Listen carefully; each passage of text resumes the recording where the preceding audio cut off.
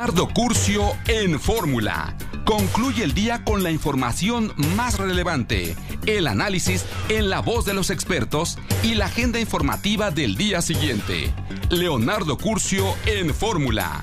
¡Comenzamos! Leonardo Curcio en Fórmula. Saludo con gran cariño al auditorio de Telefórmula, que nos enlaza con los trabajos de esta emisión. Agradezco a quienes nos siguen a través de la radio y por supuesto las plataformas de internet. El día de hoy, con 275 votos a favor, pues quedó aprobada la reforma a la ley minera que nacionaliza al litio. Diputados del PAN, PRI y PRD abandonaron el pleno, anunciaron su abstención ante esta reforma express como un acto de traición. Calificó el presidente de la República el rechazo de la reforma eléctrica en San Lázaro. El presidente de Morena dice que van a colgar fotos, los nombres y los partidos de los traidores a la patria en las plazas públicas. Vamos a hacer así a los tendederos de los traidores para que la gente vea quiénes son los que traicionaron a la nación. Bueno, yo creo que todo esto es una política riesgosísima y de confrontación, en vez de aceptar por la lógica de la aritmética parlamentaria que yo creo que todo demócrata debe tener. Cuando gana las votaciones Morena se les califica de traidores por el otro bando, si lo hacen mal, y si no lo hacen o solo hacen desde el gobierno, peor, porque que las mayorías contengan una disposición no tiene nada que ver con que uno traicione a la patria, pero bueno, con esas están jugando. El nivel de irritación se ve que es enorme. Hace un ratito platiqué con Margarita Zavala y parte de lo que me dijo fue que, pues ella veía a partir de ahora un cambio, ¿no? Un elemento de contención por parte de la reforma. Ricardo Anaya asegura que la oposición unida le sirve a México y ahora dice lo que sigue es defender al Instituto Nacional Electoral. En más información, la Suprema Corte de Justicia desestimó la impugnación de la COFECE contra la reforma a la ley de la industria eléctrica. Detienen en la capital al michoacano, reo fugado del penal de Tula con ayuda de autos bomba en diciembre pasado. Juez determina regresar al fuero estatal, al fuero local, el expediente de Jaime Rodríguez Calderón, el Bronco, por lo que continuará en Apodaca. La Fiscalía Anticorrupción de Morelos solicitó al Congreso autorización para procesar, en este caso, a Cuauhtémoc Blanco. Veremos si lo de que no hay fuero para nadie, en este caso, se cumple o no se cumple. Zelensky anuncia que las fuerzas rusas ya han empezado una ofensiva en Donbass. El Pentágono confirma esta movilización. Reportan 7 muertos y 11 heridos en un ataque de misiles a 70 kilómetros de la frontera con Polonia. El Papa Francisco llama a la reconciliación y a que la terrible noche de sufrimiento y muerte, después de esta noche, surja un nuevo amanecer de esperanza. El alcalde de Mariupol confirma que 40,000 personas han sido deportadas a las zonas que controlan los rusos. La presidenta del Banco Central de Rusia advirtió que las reservas del país se acaban. Putin lo niega y dice que la situación está estable. Brasil anuncia el fin de la emergencia sanitaria por pandemia. El British Medical Journal consideró como un escándalo de ética el uso de ivermectina, el estudio que se hizo aquí en la capital de la República. En más información, hoy el presidente reprobó las revisiones del gobernador de Texas a los camiones provenientes de México. Esto dijo: porque son totalmente contrarias a el libre comercio. Les diría que son como chicanadas de parte del gobierno de Texas. Legalmente lo pueden hacer, pero es muy vil ese proceder, termina de decir el presidente. Los titulares del Ejecutivo en Argentina y Ecuador se reunieron, llamaron a fortalecer la CELAC y el presidente argentino propone ni más ni menos que descongelar las relaciones con Caracas. Se empieza a dar ese movimiento. Bueno, pues son algunas de las prioridades de política exterior de Fernández, que por cierto trae ahí un problema con la vicepresidenta Fernández sobre las sensibilidades políticas con el caso de la invasión a Ucrania. Vamos a hacer una breve pausa, ¿le parece? Regresamos en un instante. Comunícate con Leonardo Curcio. Twitter, @Leonardo Curcio. Seguimos con la información, uno de los temas interesantes. Hace un momento platicamos con Gabriel Contreras, es qué va a ocurrir en la Suprema Corte cuando se haga ya el cómputo. De hecho, pues ya votaron, pero bueno, ahora que se haga el documento final, veo efectivamente que el ministro Gutiérrez Ortiz Mena votó en contra del artículo 4º, fracción 6ª, por los temas, tema de medio ambiente, ¿no? Se estima que viola en los artículos 1 y 4 constitucional, y en el caso de Juan Luis González Alcántara, vota en contra del 4º, fracción 6ª, violatorio efectivamente del 28 constitucional, con lo cual tendríamos Gutiérrez Ortiz Mena, González Alcántara, Luis María Aguilar, Pardo Rebolledo, la ministra Piña, Ríos Farjat, Javier Lainez y Alberto Pérez Dayán, quienes habrían votado, si son 8. Vamos a ver cómo se computa esto. Hay toda una controversia jurídica sobre el particular, porque bueno, hay este voto, digamos, diferenciado de Gutiérrez Ortiz Mena y González Alcántara. Pendientes estaremos de ese tema, una discusión muy jurídica, pero de amplias consecuencias políticas. Hoy el petróleo, $104.03, vuelve a subir. Óscar Zúñiga, te saludo. Al referirse al paro de transportistas por parte del gobierno de Texas que ocasionó acciones contrarias al libre comercio, el presidente Andrés Manuel López Obrador las calificó como chicanadas y politiquería, que si bien las puede hacer, no son las formas, y cree que lo que hace es porque aspira a ser candidato de su partido republicano. Son como chicanadas de parte del gobierno de Texas. Legalmente lo pueden hacer, pero es muy vil ese proceder. El presidente hizo también un reconocimiento a la memoria de la señora Rosario Ibarra de Piedra, recordando su trayectoria y de que le puso la banda como presidente legítimo. Doña Rosario, todo nuestro cariño a doña Rosario, una mujer extraordinaria, una heroína, aunque a ella no le gustaría que se le llamara de esa manera, pero como ella era respetuosa de la libertad, pues yo lo puedo decir. Le decía a Salinas, pequeño faraón. Eso. Y ella me puso la banda cuando presidente legítimo. Y para concluir la conferencia mañanera, el presidente se despidió con el tema Amor y Control del cantante Rubén.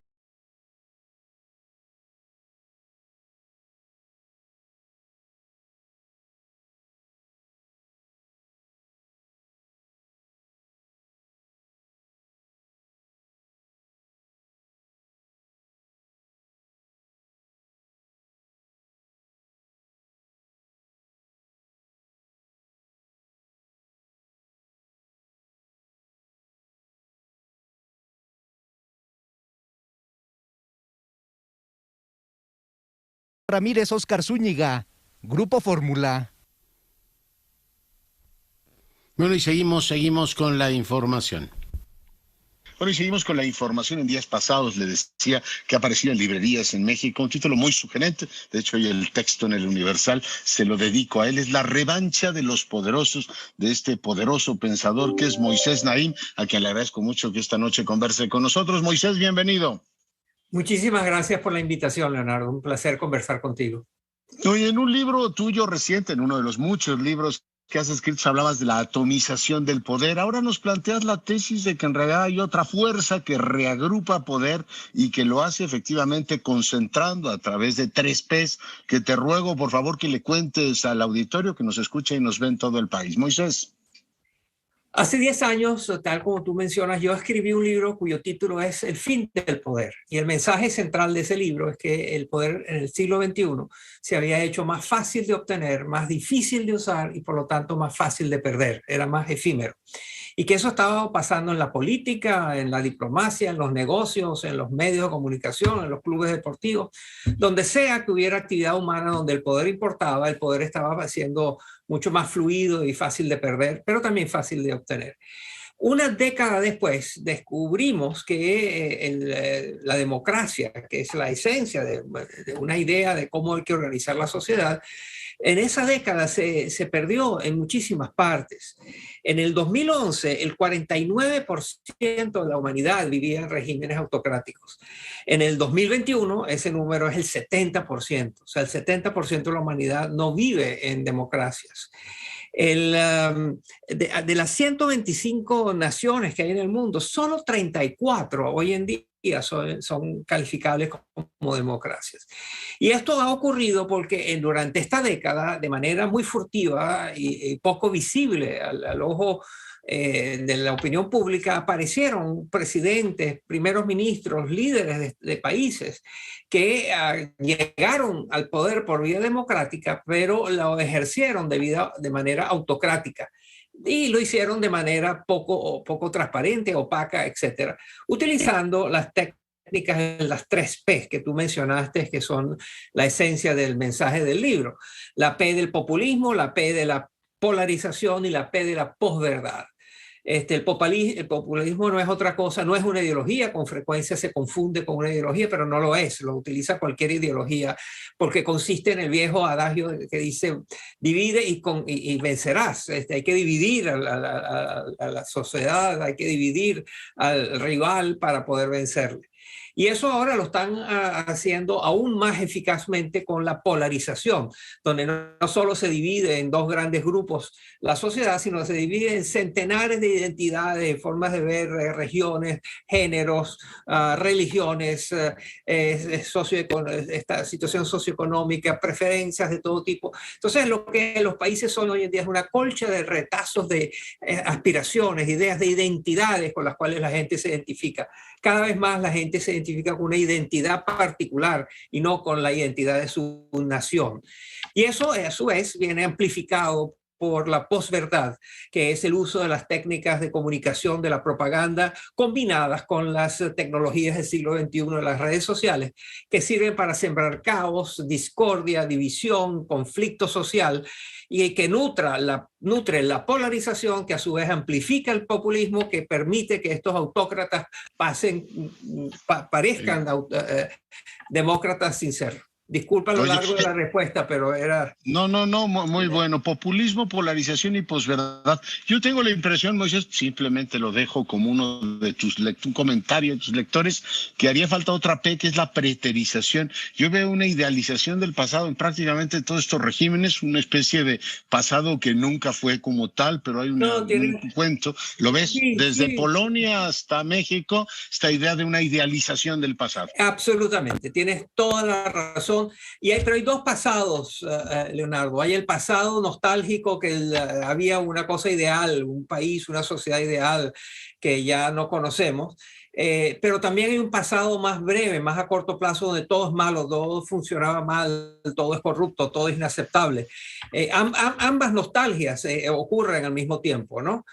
Una, la nostalgia positiva de un país ideal, y luego está la denuncia de la nostalgia a corto plazo de un país de ese país que dice Sabina, ¿no? Que no hay cosa peor que suspirar por algo que nunca jamás existió. Correcto. ¿No? Sociedades perfectas, o estas utopías regresivas como cuando Donald Trump imaginaba los tiempos fantásticos donde Estados Unidos lo era todo. Pero te pregunto, para tus lectores mexicanos, es por supuesto interesante, tú documentas que Italia puede ser un precedente, que el caso de Silvio Berlusconi es muy revelador. Pero te pregunto, Fujimori, Carlos Saúl Menem, ¿no anticipaban esta nueva política, Moisés? Y Hugo Chávez y el coronel Perón. Sí, una de las cosas, Leonardo, que ha sido muy interesante mientras discuto el libro La revancha de los poderosos en diferentes países del mundo, es que todos creen que eso les pasa solo a ellos, que es un fenómeno muy de ellos.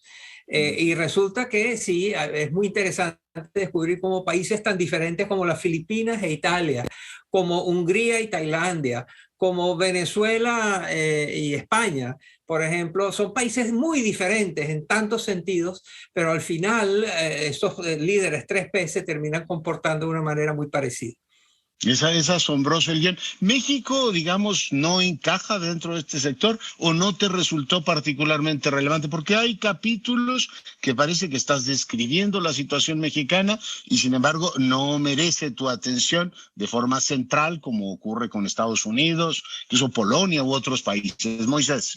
Sí, no, tienes razón, pero México, por supuesto, especialmente con el presidente López Obrador, hemos visto que la propensión a dividir, llega al poder con una retórica mucha de división, la división de esa casta, de esa élite maligna, voraz, no aceptable, que controla el país y necesita un representante del pueblo para que lo proteja. Ese es él. Y luego ha cedido claramente con la polarización. Hemos visto como él nutre y la polarización y se regodea en ella muchas veces, inventa también diferencias y choques y dificultades entre diferentes partes, y claramente utiliza las redes sociales, utiliza la información. O sea, sus mañaneras son claramente un ejemplo. Las veíamos no son de él, son muy comunes alrededor del mundo, que estos presidentes 3P utilicen esa comunicación. Primero para mandar su mensaje, pero pues para descalificar, deslegitimizar y agredir y amenazar a los medios de comunicación y a los periodistas. Eso es un... Claro, él no tiene la cultura de eso, ¿no? No, el tema de la posverdad, no, pero digamos encaja muy bien y es, por supuesto, un tema que en México, por tanto, se lee tu libro con un enorme, digamos, un enclave reveladora. Pero te preguntaba, ¿hay casos, yo te citaba el caso de Fujimori o el caso de Menem, en donde tienes estos líderes precursores como Silvio Berlusconi, igual que Italia, que tienen todos estos signos, pero no derivan hacia un modelo francamente autoritario, como es el caso de Venezuela? O sea, ¿se pueden meter en el mismo saco estos populismos que conviven, Moisés, como planta parásita con la democracia, o los que dejan de ser populismos y ya son autoritarismos puros y duros como el chavismo?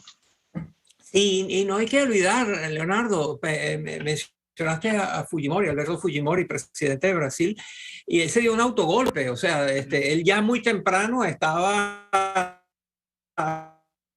socavando los contrapesos que definen una democracia.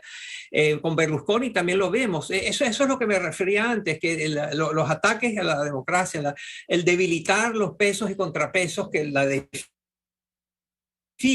y que impiden que haya un monopolio del poder en una sola en una persona,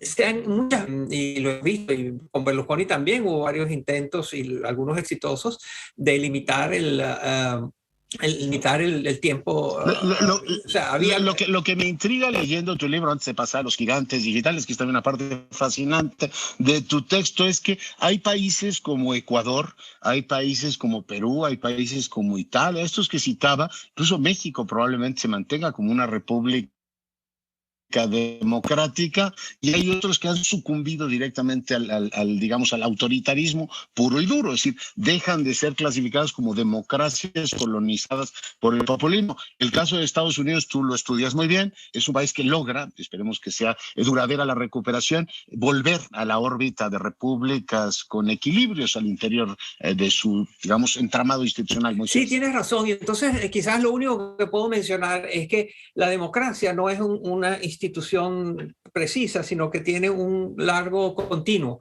que va desde el totalitarismo, como Corea del Norte, a la democracia suiza o la democracia de Suecia. Y en el medio hay todo tipo de regímenes, ¿no? Unos más libres, más democráticos, otros menos, pero es un continuo, no hay tal cosa, no es tan blanco y negro, este país es democrático y este no, sino que hay combinaciones. Mencionas Ecuador, el presidente Correa, el anterior presidente de Ecuador, era un claro ejemplo de las 3P, era perfecto como ejemplo. Bueno, y lo estamos viendo en distintas partes, ¿no? Es muy interesante eso. Oye, ¿qué hacemos con los gigantes del digital? Yo creo que se lo leía a Brzezinski, Moisés, esta idea de que finalmente uno de los grandes cambios del siglo XXI era que la digitalización pues, le daba voz a prácticamente todo el mundo. Tú hablas además con enorme interés de esta identidad positiva, de la de los otros, la convergencia mediática y cómo eso ha generado que ciertas fronteras entre la política, el espectáculo, la afirmación individual y la auténtica rebelión en contra del mérito, los expertos y todo lo demás, se ve generando un nuevo comportamiento en las sociedades. ¿Qué hacemos con los gigantes del digital, Moisés? Regularlos mejor, educar mejor y preparar mejor a sus usuarios, proteger a sus usuarios. Todos nosotros cuando entramos al mundo de las redes sociales estamos en una situación de desamparo porque nos pueden manipular, saben nuestros datos, saben por quién votamos, saben con quién andamos, saben qué compramos, saben qué leemos. Oye, saben que todo. leemos a Moisés Naim. Gracias, unos cuantos amigos. ¿Entiendes? Entonces eso hay que entenderlo mejor, el tema de la privacidad, etcétera. Yo allí soy optimista, Leonardo, porque creo que vamos en una dirección correcta. No parecería, y todavía falta mucho, pero esto de tener consumidores digitales requiere más protección al consumidor. Cuando hubo el gran desarrollo industrial del mundo y de mercadeo y todo eso, agencias consolidadas decidieron que necesitaban proteger al consumidor, que el mercado solamente no protegía al consumidor. Y crearon agencias de protección al consumidor, donde la gente podía ir a denunciar una medicina que en vez de curar mataba, una comida, un alimento indeseable, etcétera, ¿no? Entonces, hay protección, hay agencias, hay organizaciones que protegen a los consumidores en todas partes del mundo. En ninguna parte hay una que protege al consumidor digital. A ti y a mí, cuando estamos haciendo una búsqueda y están captando qué búsqueda estamos haciendo para después empacarla junto con muchas otras y revendérsela a una agencia de publicidad que se la revende a sus clientes. Y tú y yo, en ese caso, somos simplemente productos que están siendo transados a cambio que nos ofrecen un servicio que nosotros valoramos mucho y nos dicen, no te preocupes que es gratis. No, bueno. Claro, no tengo que pagar nada y el concepto del precio desaparece, pero sí tienes toda la información que la conviertes, la empaquetas y la cambias para vendérsela a otros. Entonces, necesitamos protección del consumidor. Allí hay el gran peligro de que tocamos de cerca todos los temas de quién controla eso. ¿Y quién es el que va a decidir cómo se hace? Bueno, y ahí hay que apostarle a la descentralización de Internet.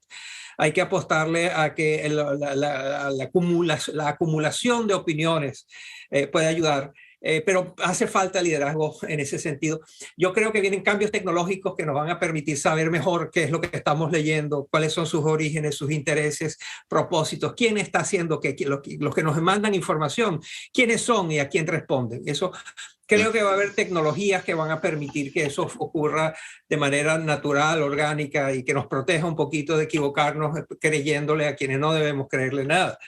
Ya. Oye, porque tú contabas el caso de esta joven Khan, que creo que es muy interesante recordar. De pronto tienes tú un gigante. Ahora me entero que Twitter, el del pajarito azul, vale $43 mil millones.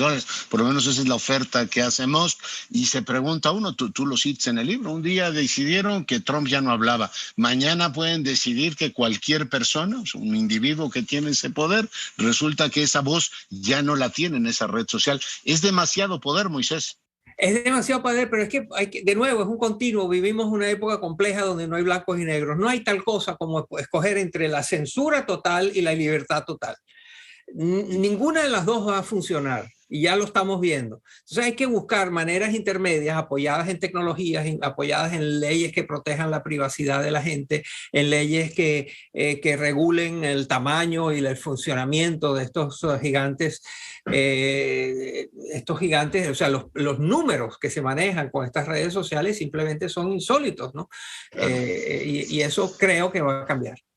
Oye, déjame regresar al tema de los 3Ps. Creo que es uno de los temas también más sugerentes de tu libro y que es producto también la forma en que nos relacionamos en las redes sociales, donde decimos me gusta o no me gusta, corazoncito o palomita. O sea, la lógica del político 3P no es razonar, digamos, de una manera abierta, decir, a ver, ¿qué le conviene energéticamente a este país? Sino desarrollar lo que tú llamas la lógica del fan, ¿no? La lógica del aficionado, en donde tú dices, lo que dice mi líder es lo correcto y mi función es aplaudirlo como si estuviese en un estadio. Moisés. Claro, lo que pasa es que los presidentes o jefes de Estado 3P, algunos, han llevado el carisma más allá de lo que era la costumbre. Siempre hay una relación. ¿Y qué diría Max Weber? Te preguntas tú, ¿no?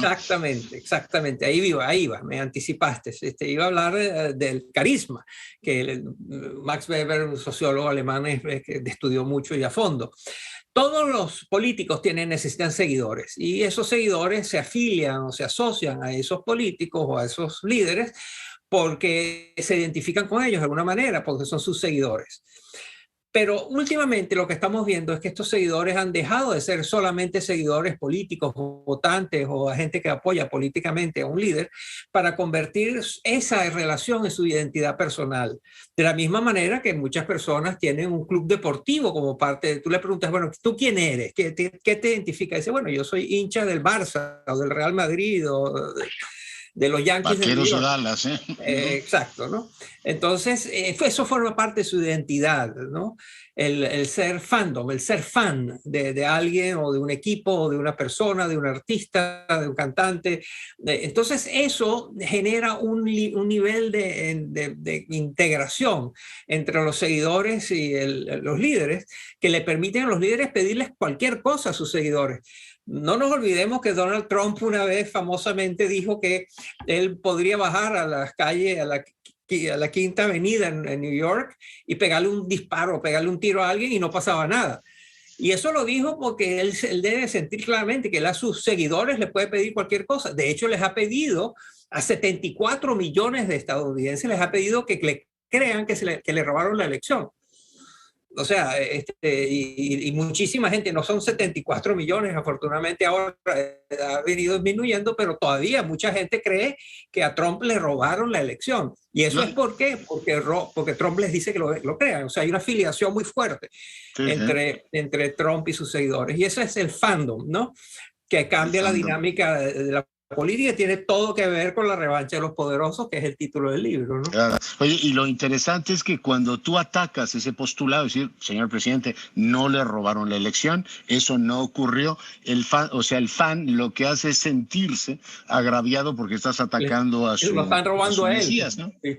Lo estás atacando directamente a él. Oye, ¿cómo educar políticamente para evitar que nos convertamos en un montón de hooligans, como en un estadio gritando, mi equipo es el mejor y el del otro es una tontería? Porque tú lo dices y lo dices muy bien, la amenaza o la perspectiva de enfrentar al otro es un elemento que pues nos recuerda que en el fondo seguimos siendo, a pesar de los sofisticados, es Homo sapiens, un conjunto de hordas, Moisés. ¿Cómo evolucionar a una conversación pública un poquito más ventilada? Hay que recuperar, Leonardo, lo que llamábamos educación cívica, que suena aburrido, fastidioso y que nadie quiere saber nada de eso, ¿no?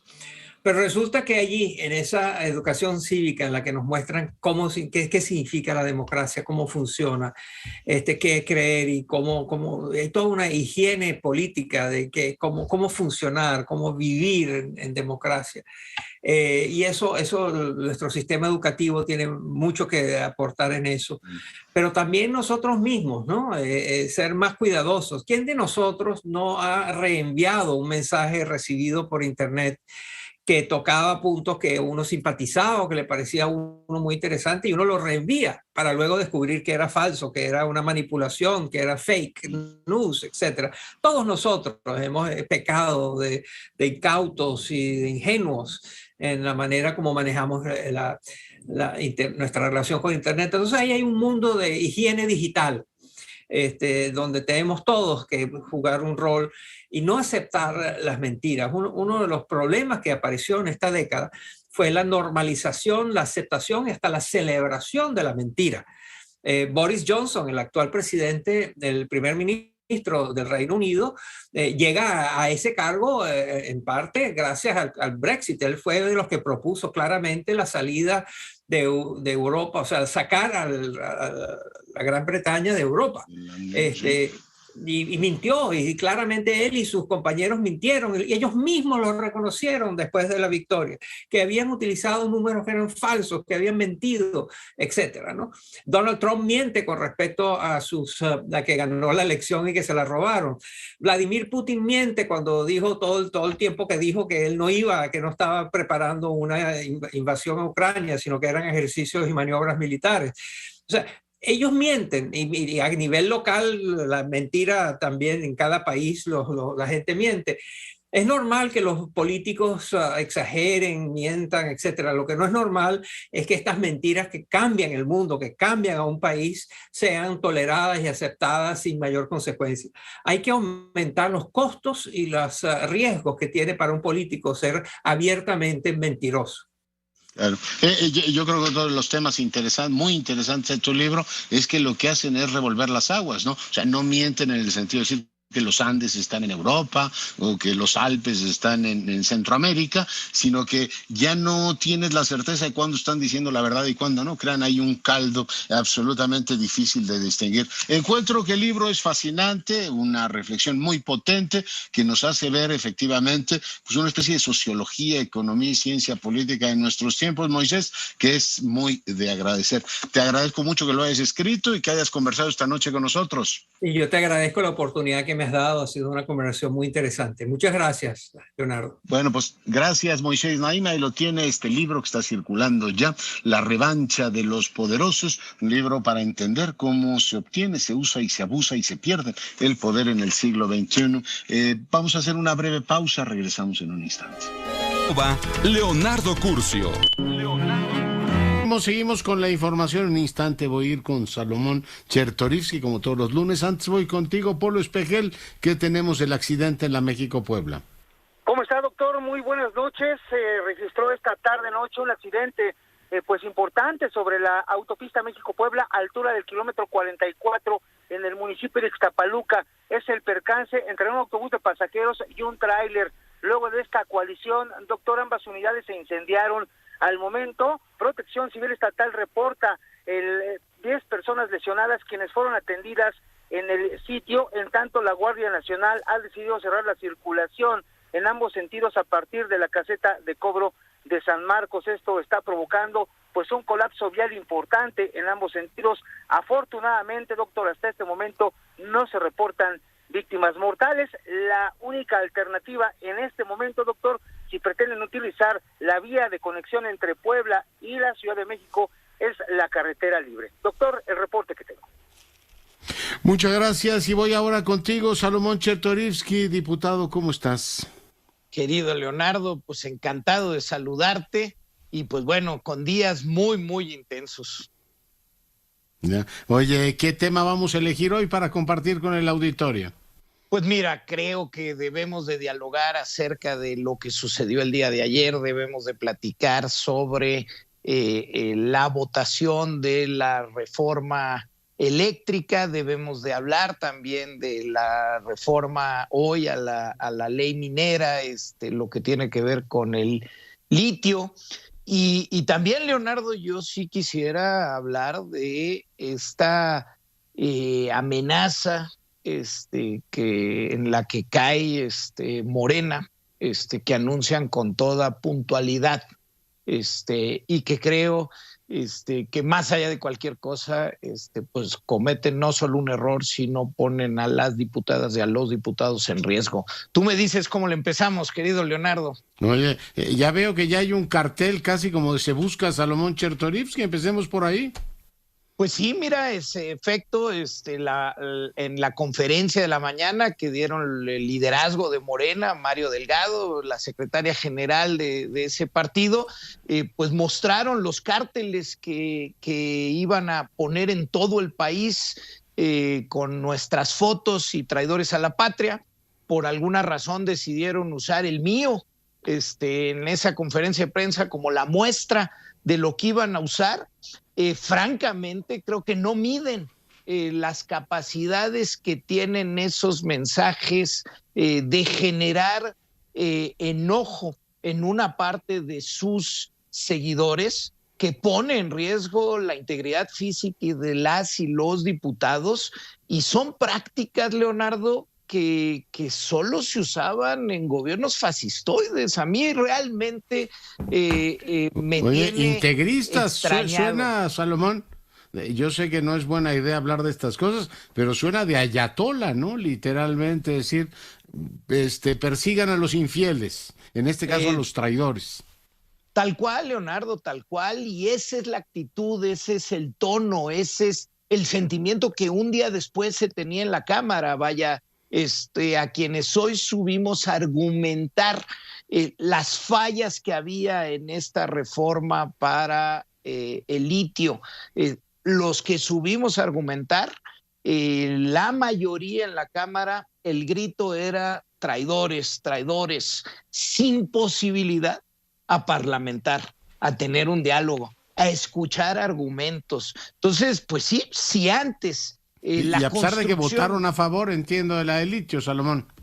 Mira, Leonardo, Movimiento Ciudadano, lo que hicimos es manifestar que estamos en acuerdo en que el Estado mexicano tenga la rectoría sobre el litio, pero también manifestamos con mucha puntualidad que lo que se estaba presentando era anticonstitucional, inconstitucional, que se iba a caer en tribunales porque uno no puede prohibir desde una ley una concesión, se tendrían que haber ido a la Constitución, porque no se dice en esta ley qué se va a hacer con las 31 concesiones de litio que ya existen, no se dice si se van a continuar con ellas, si se van a expropiar, y entonces tendría que ir de una vez en los transitorios con los recursos necesarios para poder hacer los pagos correspondientes.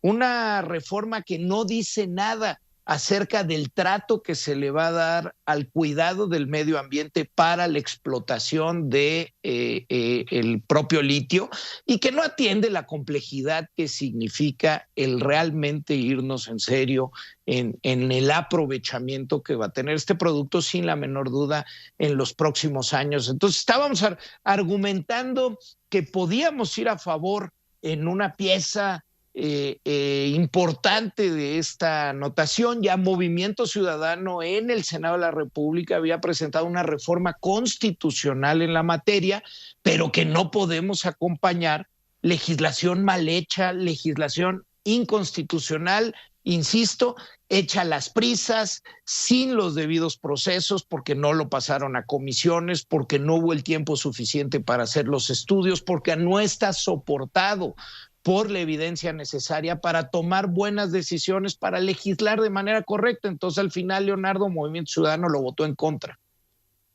Ya. Oye, interesante sobre la primera fase que comentabas, ¿qué lecciones se sacan de lo que ocurrió el día de ayer en la votación? Salomón. Mira, primero, bueno, vaya, yo en tu programa desde hace tiempo, desde un principio, platicábamos que pues la reforma constitucional propuesta era una monstruosidad, que iba absolutamente en contra de el planeta, que era una reforma sucia, que se basaba sobre todo en la generación de electricidad en base a combustóleo, que iba a tardar más nuestro país en moverse hacia una matriz energética que tuviera una parte importante de energías limpias, que además desaparecía órganos reguladores como la CRE, el SENACE, como el intermediario, el operador necesario, que construía a la CFE en un superpoder que realmente cancelaba las posibilidades de un mercado de buena competencia, con buenas reglas, bajo la rectoría del Estado. Entonces, ¿qué íbamos a ir en contra? Afortunadamente, los tres partidos de Va por México, Movimiento Ciudadano, nos sumamos para parar esta reforma constitucional. Déjame decirte, es la primera vez que a un presidente en la historia se le vote en contra una reforma constitucional que propone. Creo que ese es un dato importante y creo que sienta la base para estar convencidos, Leonardo, que la reforma que se pretende al Instituto Nacional Electoral, que se pretende en materia electoral para nuestro país, y la reforma en materia de militarización de la Guardia Nacional simplemente no van a pasar, porque no tienen los votos para que pase, y ya mostramos que para estas reformas constitucionales simplemente no van a tener los votos. Creo que esa es la pieza más importante y creo que inicia una etapa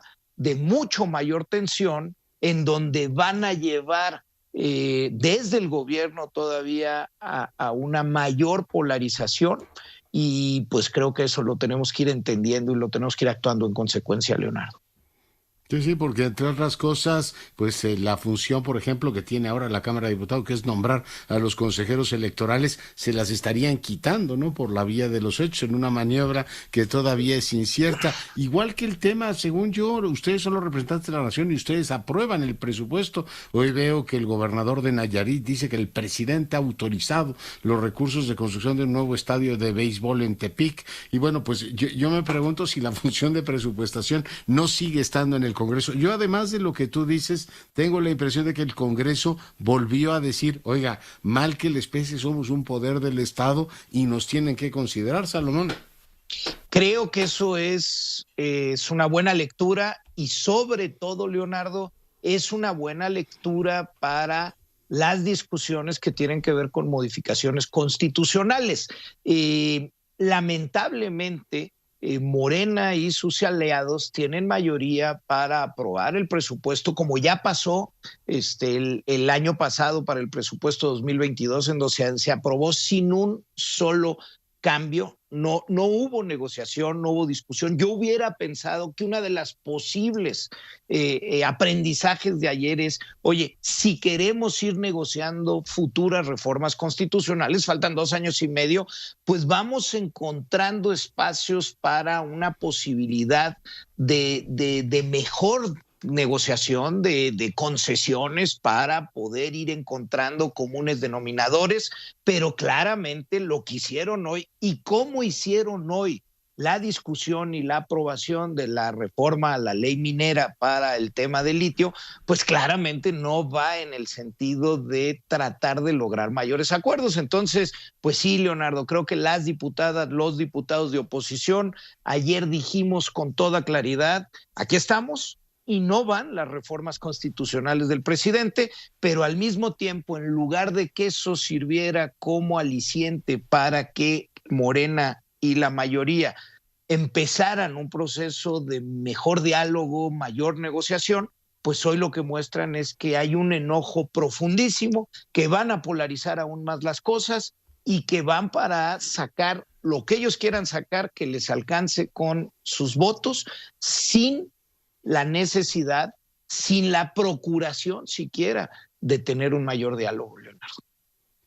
Oye, ojalá venga mañana un discurso más contenido, porque si le pasara algo a cualquiera de ustedes, pues el responsable de este clima de persecución sería el mismísimo poder del Estado, y esa pues es un tipo de convivencia, bueno, anticonvivencia que todos debemos rechazar desde cualquier convicción democrática. Mi querido Salomón, cuídate mucho.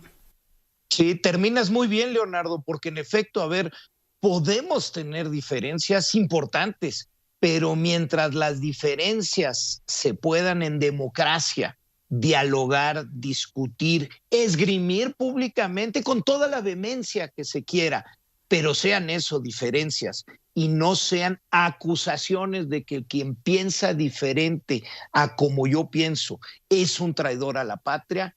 Creo que estamos sobrepasando límites y mira, siempre decimos, no, ellos no se van a atrever a sobrepasar este límite, es demasiado. Y cuando lo sobrepasan, pues nos quedamos con ahora sí que con la boca abierta. Entonces, pues ya veremos cuál es el siguiente límite que están dispuestos a sobrepasar. Creo que ahora lo conducente sería que si somos traidores a la patria, fueran a la Fiscalía General de la República a presentar la evidencia, la denuncia, para que nos persigan como traidores a la patria.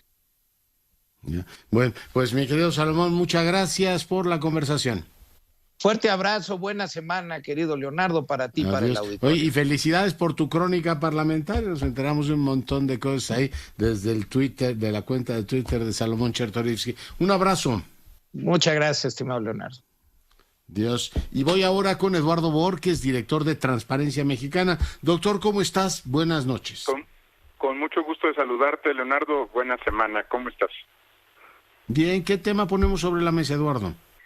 Mira, no quería dejar pasar, ayer hubo una larguísima táctica parlamentaria alrededor de la discusión sobre la ley eléctrica que vale la pena retomar. Discutían ayer qué debía de hacerse cuando había un potencial conflicto de intereses con dos legisladoras del Congreso mexicano, y tú lo viste, ¿no? Varias horas duró esa discusión, subió a la mesa directiva, se exhibieron documentos de consulta a la dirección jurídica de la Cámara de Diputados, y la verdad es que nos pusimos a ver cómo andaban los integrantes de la comisión, las comisiones dictaminadoras en este tema, a ver si todos, digamos, estaban de acuerdo con este asunto. Leonardo, te comparto unos datos muy brevemente. Fíjate, de las dos comisiones que estaban en el proceso de dictaminación, la de puntos constitucionales y la Comisión de Energía de la Cámara de Diputados, pues solamente en el 18% de los casos, es decir, en el 82% fue imposible encontrar su declaración de intereses, Leonardo, y si la había o la presentaron, declararon no tener intereses, y me quiero detener ahí. 82% 70 de los 85 integrantes de las dos comisiones dictaminadoras no declaran no tener intereses, lo cual me parece no solo extraño, sino completamente contrario a cualquier tema humano, ¿no? Todos los seres humanos tenemos intereses, absolutamente todos, y lo que importa cuando se trata de la función pública es que esos intereses estén sobre la mesa. Cuando están entrando al Congreso, se les pide que presenten, tú te acordarás de la famosa 3 de 3, una declaración patrimonial y de intereses, pues para saber de qué lado cojean o qué temas les son vulnerables. Pues 82% de los integrantes de las comisiones dictaminadoras o no la presentó, lo cual es una omisión en términos de ley, o la presentó diciendo que no tiene intereses, lo cual es cuando menos extraño, Leonardo, y creo que este va a ser un tema recurrente, porque ahora que vaya, por ejemplo, el tema de la ley de litio al Senado de la República, pues se va a topar con un Senado donde también, ¿no? Muchos de los legisladores ocultan sus intereses verdaderos sobre estos temas. Me parece que no hay que soltar este asunto, es un tema que ayer le quitó mucho tiempo a la discusión parlamentaria, y creo que hay un tema delicado porque los legisladores o no quieren publicarlos o creen que ellos no tienen intereses y que son una especie aparte respecto a todos los demás mortales como tú y como yo, Leonardo.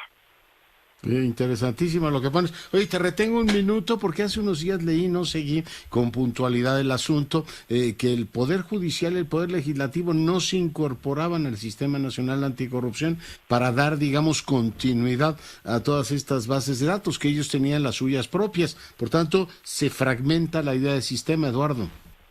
Se fragmenta la idea del sistema y además se evita, y yo creo que esto es con toda intención, Leonardo, que se pueda hacer el rastreo y el seguimiento de los servidores públicos cuando cambian de poderes, porque no todos viven para siempre o en el Poder Judicial, o en el Legislativo, o en el Ejecutivo.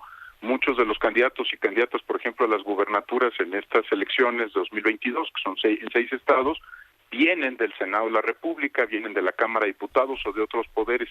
Y lo que están haciendo con esto es sí, romper la lógica del sistema y dificultar que puedas hacer el rastreo cuando cambian de un poder a otro del Estado. Te acordarás que esto lo vivimos antes con los policías, ¿no? Que se iban de un municipio a otro para que no los pudieran rastrear y cambiaban de entidad federativa, y algo similar está pasando con este tema. Las bases de datos están en su poder, pero por supuesto tienen que estar en la plataforma digital nacional para que se cumpla no solo el mandato de ley, sino para que pueda hacerse un seguimiento puntual de un servidor público, independientemente de que cambie de poderes o de empleo. Gran tema. Eduardo, pues te mando un abrazo y te agradezco mucho tu participación el día de hoy. fuerte abrazo, Leonardo, y que tengas muy buena semana, tú y el auditorio. Lo mismo, bueno, pues ahí tiene usted el director de Transparencia Mexicana el día de hoy, para fortuna nuestra, comentando el tema, Eduardo Borges. Con esto nos vamos, yo soy Leonardo Curcio, a nombre de todo el equipo le agradezco su preferencia. Por supuesto, siga en nuestras frecuencias y sea rabiosamente feliz, se lo merece.